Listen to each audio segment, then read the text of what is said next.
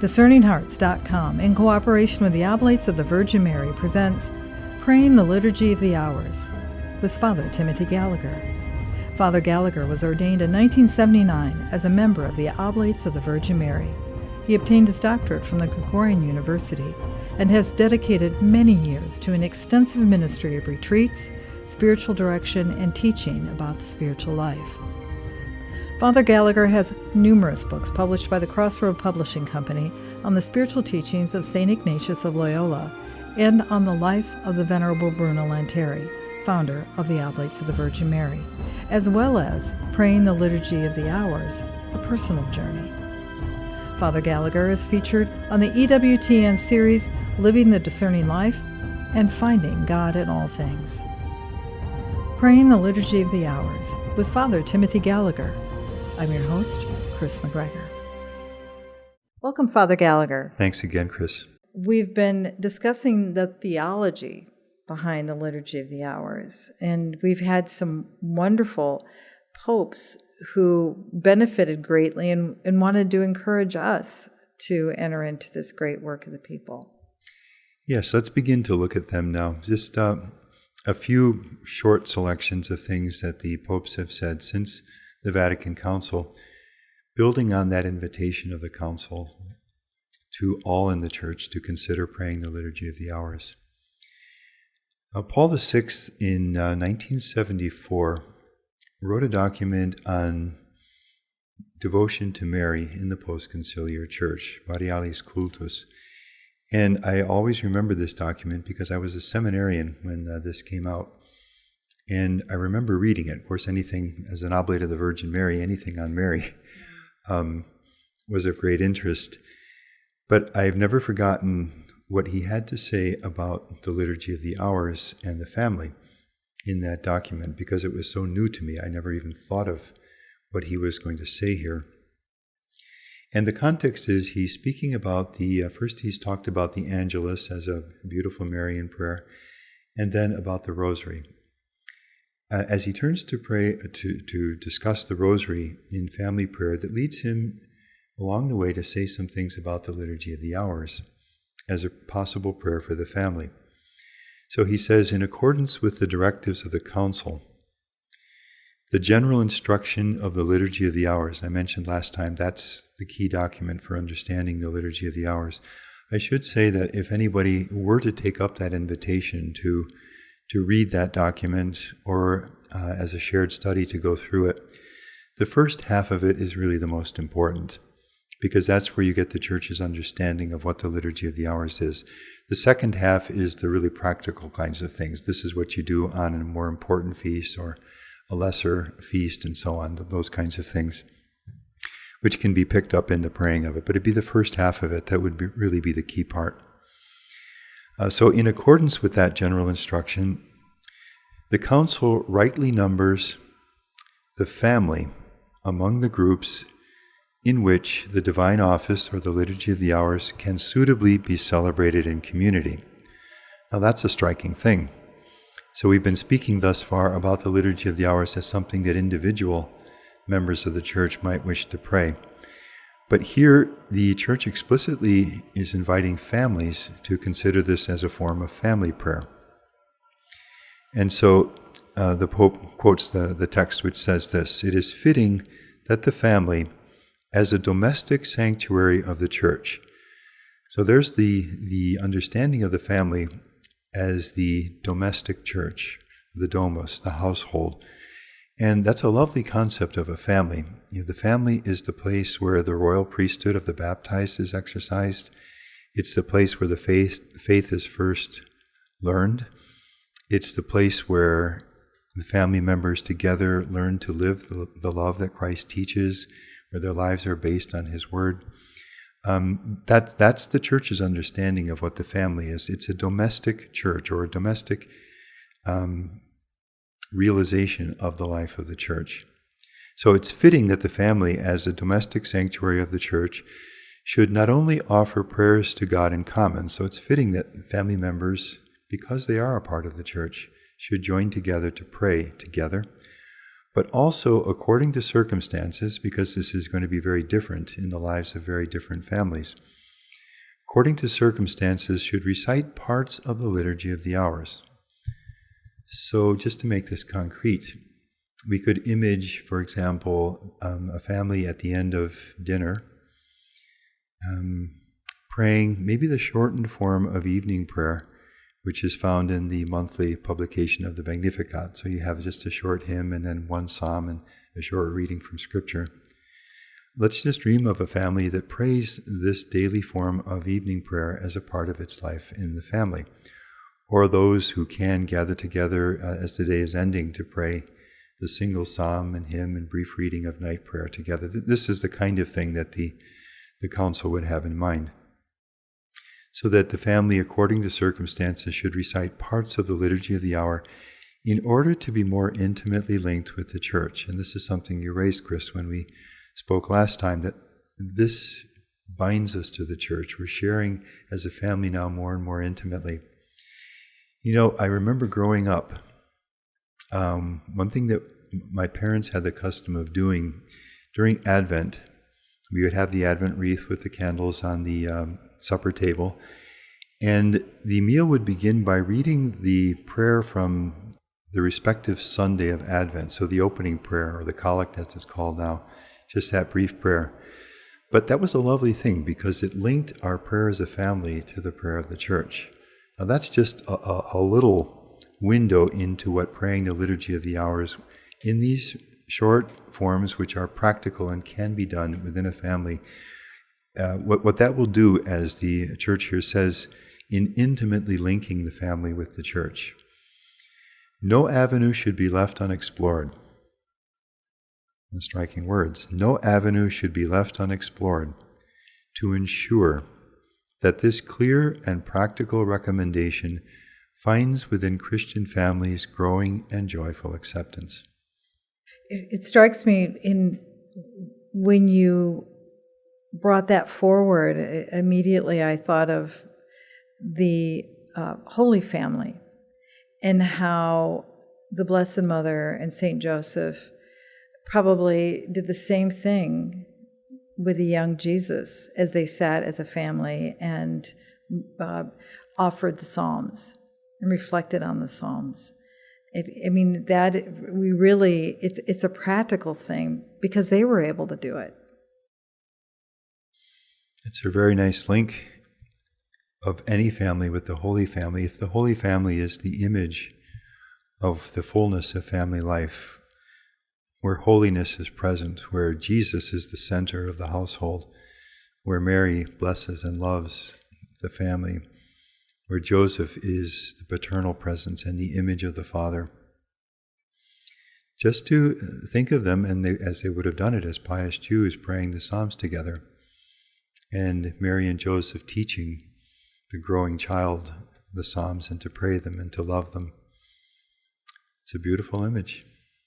Doesn't it come down, Father Gallagher, in some cases to our desiring a proper ordering in our homes, in that domestic church? The reason I say that is that for many families today, we lament, and I'll include my own in that, we lament how we allow the world to kind of fashion our day. That we have all these different schedules we're trying to meet. We all have different practices. And not that any of those things necessarily could be termed as wrong, but putting this first, this practice maybe first, just a few moments in that ordering, it could transform all those other things that we're doing. It puts everything in a proper balance in a way. It keeps bringing it back to the center, which is Jesus. It keeps bringing us back to prayer, which is the real source of the strength of a family. There are many sources of human strength, is the love between the members. But what keeps any vocation, my vocation as a religious and a priest, or the vocation of married men and women and families, what keeps any of them strong and vibrant in springtime, as it were, over the many years of life, is prayer. Because that's where the strength comes from. Without me, you can do nothing, Jesus says. But as he also indicates there, if if the branches are grafted into the vine, then everything is possible. So to have a form of prayer, and this again is unique, this is the liturgy of the hours of the day, to have a form of prayer which periodically invites us to return to prayer, and to do it as Paul VI says here, in a way that respects the circumstances of the individual families, working schedules, and the schooling, and all the medical needs, whatever it might be, the size of the family, all of these kinds of things. It respects all of that and finds practical ways to bring, as the Church also says, these parts of the Liturgy of the Hours into the family is an enormous source of blessing. Let's just think of the difference between a family rising from the supper table, simply rising, it's been good being together and the meal has been shared, and a family that spends 3 to 5 minutes praying a shortened form of evening prayer together each evening.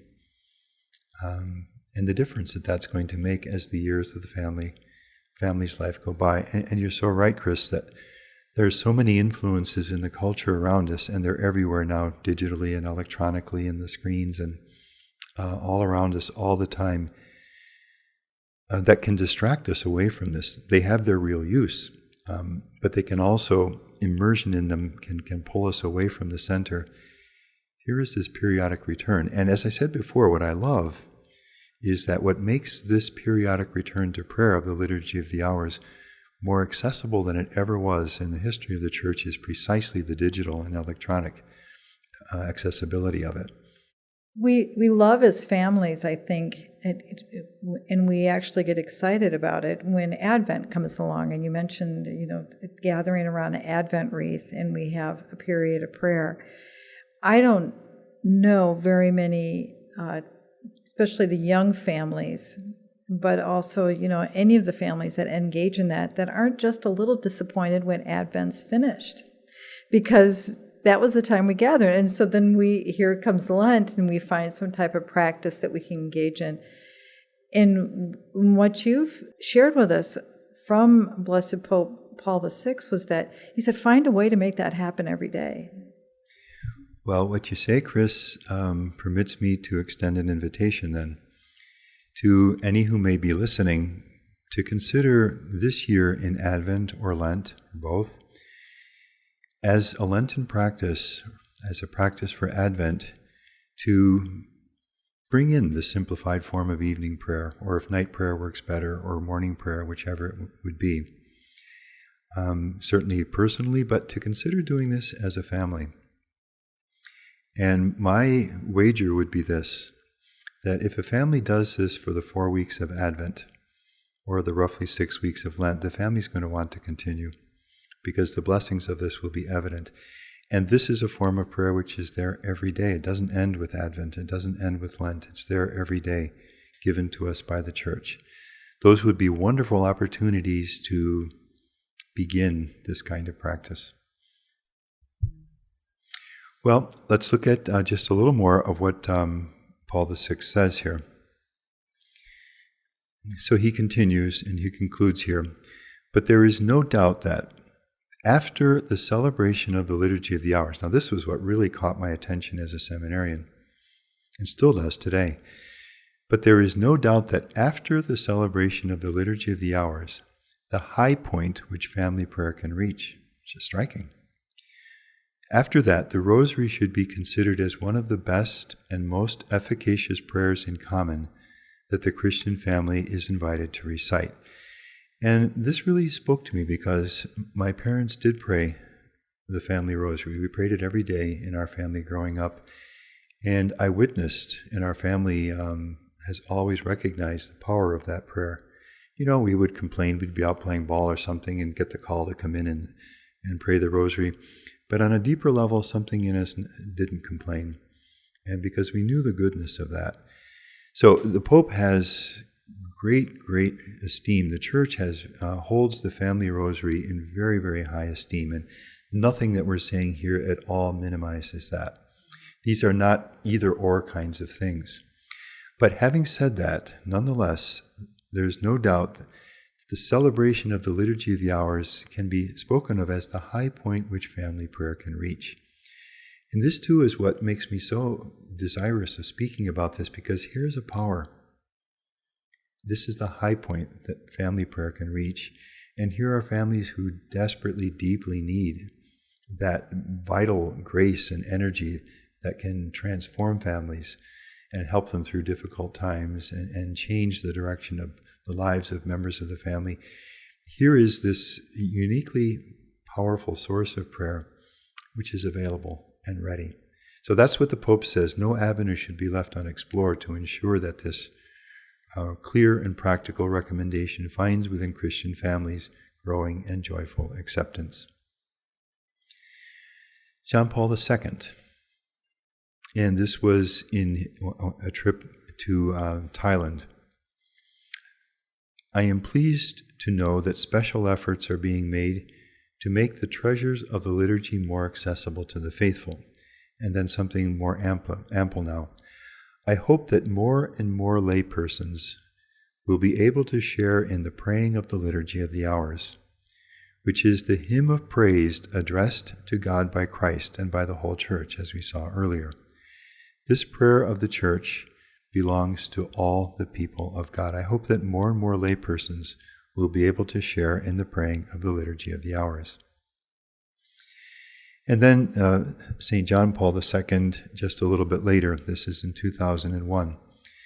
What John Paul II did to try to foster and promote the prayer of the Liturgy of the Hours within the Church and all vocations in the Church was to dedicate a series of talks, this is his Wednesday audience talks, to the Psalms and the Canticles which are prayed in morning prayer over the cycle of 4 weeks. And so what he did was, over a number of months, weekly would give a talk on each one of these different Psalms and Canticles, so that reading that, those who pray them would have a window into the richness of those particular prayers. And he began doing this also with evening prayer, but his death interrupted that, and Pope Benedict continued that and brought it to its conclusion. And these 2 cycles have been published as books. But that's the occasion which leads him now to speak about the Liturgy of the Hours for lay people. In the apostolic letter Novo Millennio Ineunte, which was the document which John Paul II gave to the Church at the close of the Jubilee of the year 2000, and it's the program of pastoral life for the Church in the new millennium. I'll never forget that, because I was actually there in St. Peter's for that closing Mass. I was in the square in front of St. Peter's. And we were we'll all remember it because it was an overcast day, maybe just a little bit of rain here and there. But when, after the Mass, the Pope went over and sat down at the table that was set there to sign this document, the sun broke through and shone right on him there. It was kind of a striking conclusion to the Jubilee year. But in that document, the Pope says, I express the hope that the Church would become more and more distinguished in the art of prayer, learning it ever anew from the lips of the Divine Master. This effort, he says, must be expressed above all in the liturgy, the source and summit of ecclesial life. Consequently, it is important to devote greater pastoral care to promoting the Liturgy of the Hours as a prayer of the whole people of God.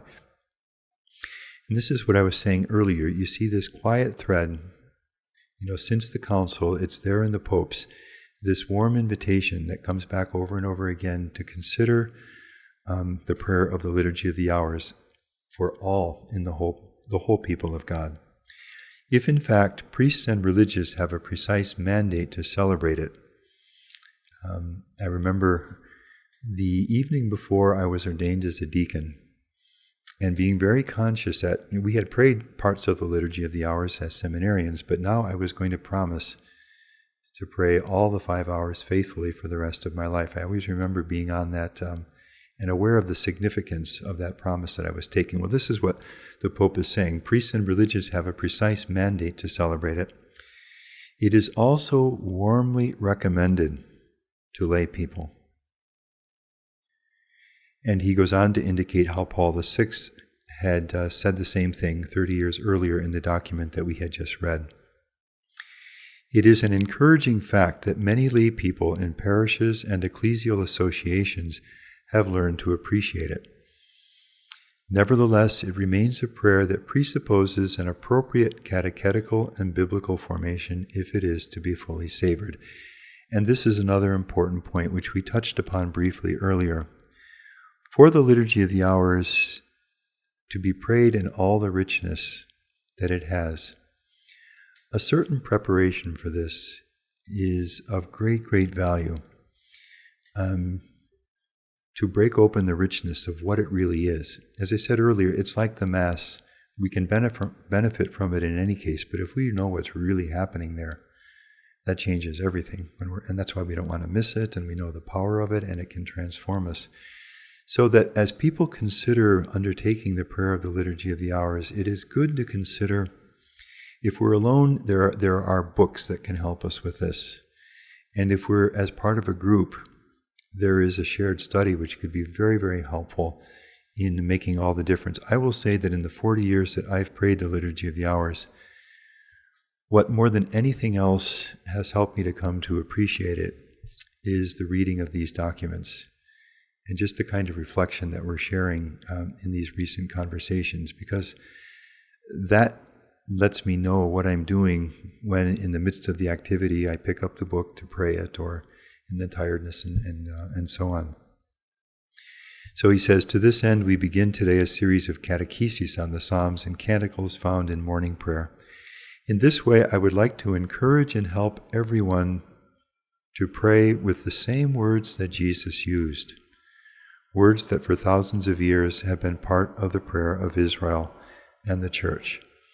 Okay, so that thread just keeps coming back, and strikingly here, we're praying, as we pray the Psalms, we know that Jesus himself prayed these same Psalms. O God, you are my God, for you I long. The Lord is my light and my salvation, whom should I fear?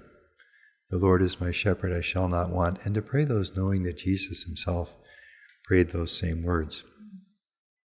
And then Pope Benedict XVI, when he finished that second series of talks on the Psalms and Canticles of evening prayer, went on to say, Dear friends, in these recent catecheses I wanted to present to you certain psalms, precious prayers that we find in the Bible, and that reflect the various situations of life, joy and sorrow and struggle and praise and so on, and the various states of mind that we may have with regard to God. I would like then to renew to you all the invitation to pray with the Psalms, even becoming accustomed to using the Liturgy of the Hours of the Church, morning prayer in the morning, evening prayer in the evening, and compline or night prayer before retiring. So he mentions those three parts of the Liturgy of the Hours. And then in this lovely sentence he concludes, our relationship with God cannot but be enriched with two things, with greater joy, which we all desire, and greater trust, which we all desire, in the daily journey toward Him. Those will be the fruits of the Liturgy of the Hours. Now, to my knowledge, I'm not aware that Pope Francis has yet, in the brief time of his pontificate to date, has spoken about the Liturgy of the Hours with a specific invitation to lay people. As you can see, it won't be surprising if that comes. But just a few things about the Liturgy of the Hours in his own life. The picture was taken, I believe this was when he went down to Brazil for World Youth Day, so it was just a few months after he was named Pope. The famous picture of the Pope walking up the ramp into the airplane, carrying, it stands out against the white papal garment, his black briefcase. So, of course, the journalist at one point asked him, well, what was in there in the briefcase? And he answered, just the normal things that you take for travel, a razor, an appointment book, a book to read, which at that time he was reading something about St. Therese, and his breviary. And then he said to the journalist, I pray the breviary, that's the Liturgy of the Hours, I pray the breviary every morning. I like to pray with the Psalms. And then later in another interview, the journalist asked the Holy Father a theological question. And he tells us that the Pope didn't immediately answer. He got up, walked over to his desk, and got the book of the Liturgy of the Hours, and opened it. In this particular case, it was the Office of Readings for one of the Fridays of the year. Opened it and read a quotation from St. Vincent of Lérène, who was the whose text was given for that day in prayer, and read something that St. Vincent said as an answer to that theological question. Now, what's striking about that is that this interview took place in August. I won't get into the intricacies of the different weeks of the Church's year, but what I want to point out is that the last time the Pope had read that quote from St. Vincent was 10 months before this interview, which tells us that he had prayed that with enough attention over the years so that it was right there in his consciousness as a spiritual resource to deal with a particular question, which tells us that this man is praying the Liturgy of the Hours faithfully and deeply. And then finally, in an interview when he was still cardinal, I am very attached to the breviary. It is the first thing I open in the morning and the last thing I close before going to sleep. So I think that brief review of the Council, the Catechism, and the Popes extends a very warm, repeated, quiet but warm invitation to all in the Church to consider making at least some parts of the Liturgy of the Hours in ways that are practical and can be done as a part of our regular life of prayer. There's so much more to explore in this catechesis on the Liturgy of the Hours, and we will in our subsequent conversations. But in closing this one, Father Gallagher, any final thoughts? Well, my final thought is really the same as in preceding conversations. Let's just let the question be there in our hearts. Is it possible that this prayer of the Psalms, which is the heart of the Liturgy of the Hours, and which is given to me as an option at various points of the day, is it possible that this could come into my own personal life of prayer with all the richness and blessing that this has, as the Spirit lifts my humble efforts to pray this to Jesus, who always stands at the right hand of the Father to make intercession for us, as the Scriptures say.